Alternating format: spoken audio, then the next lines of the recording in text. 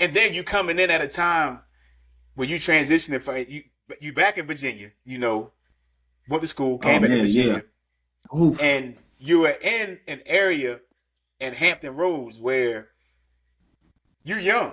I'm looking in the background, see the Nas album cover. I am our album cover. So Yeah. and they telling you, oh yeah, you got to maintain this order and discipline as an officer.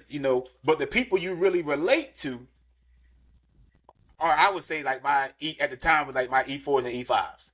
They were like Hmm. in your same category because y'all were the same age. Yeah. So how was that? This being a SWO, period. Being a SWO, getting the training, doing what you had to do, and still maintaining like that officer enlisted type relationship, and trying to do the right thing at best.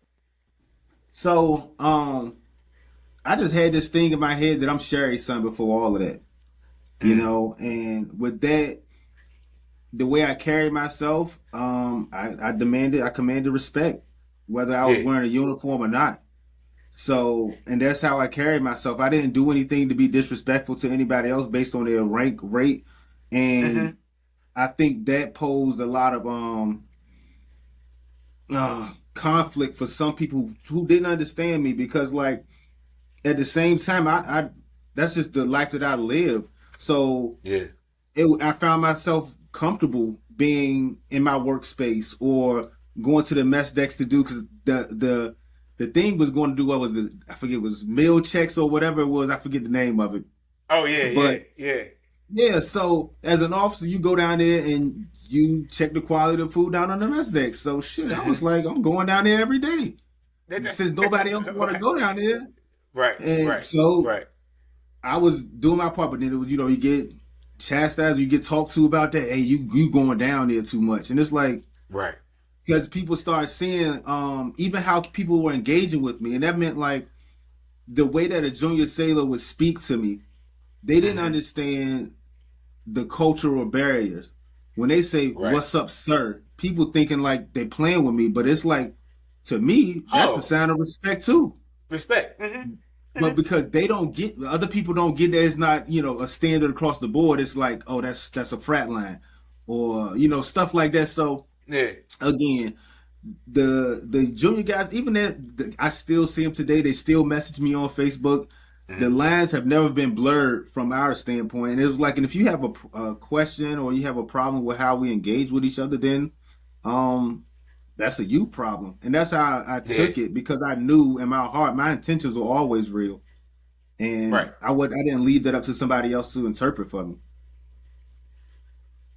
But Mm-hmm. I know how that can blur some lines for Right. you know um just the maintaining the culture. So I was conscious of it, but I think that at the same time I also maintained that level of respect that I wasn't too overly whatever with this group versus that group or whatever the case may Get be. it. Yeah. Yeah. And it's hard because you just really trying to connect with people that you relate to.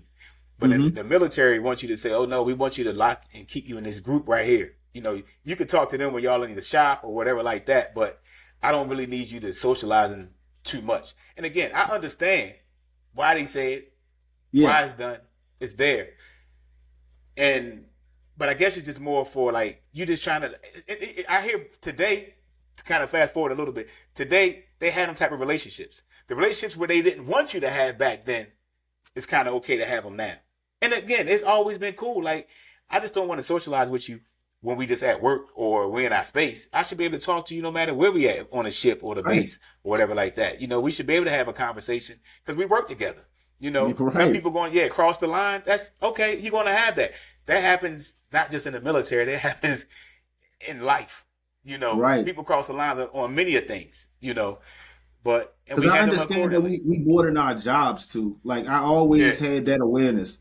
Like I knew the position that I held. I knew that most guys didn't see somebody in my position. So I wasn't going to Mm-hmm. stiff arm them and keep them at bay like you can't talk to me, you can't speak to me because this hierarchy structure that we have. I understand why it's in Right. place, but at the same time, I want you to be inspired and understand that who I am beneath this uniform that I'm donning.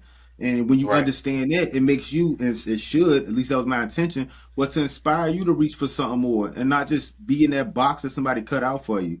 So Right. the way I engage with people, and I still do today, and I always have, and I always will, it's the same way. Like, I'm never above reproach. Right. I'm gonna always talk to people on a level as a person because my shit stink too. Daddy.